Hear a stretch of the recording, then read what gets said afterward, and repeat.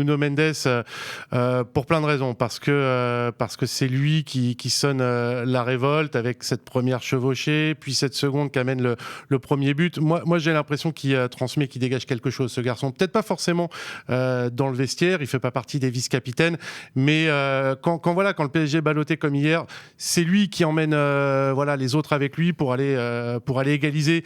Tout d'abord, il y a le duel avec Lamine Yamal. Bon, on les compte maintenant sur les doigts de deux mains, les duels qu'il remporte face aux meilleurs ailiers d'Europe. Il y avait eu Mo Salah, duel épique sur les 2 matchs l'an dernier.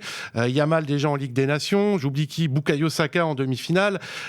C'est Hakimi le disait en conférence de presse d'avant-match, il va jouer le meilleur latéral gauche du monde. Il a raison. Non, Franchement, il n'y a pas meilleur que lui à l'heure actuelle. Et en vrai, je me dis que celui-là et l'autre aussi, son compère, on est sur des latéraux générationnels. Et ces deux garçons-là, ils ont encore 10 ans devant eux. Et je pense que quand on fera le bilan, ils rentreront dans la tier list des 10 plus grands latéraux de l'histoire du football. Je trouve qu'il a aussi progressé dans ses retours défensifs. C'est quelqu'un qui physiquement a beaucoup travaillé, quelqu'un qui est bien meilleur, et même si parfois il se fait avoir au duel, il va quand même revenir et faire la différence physiquement. Et c'est là où je trouve que maintenant, j'avais un peu peur quand il y avait un duel Nuno Mendes contre un ailier très créatif.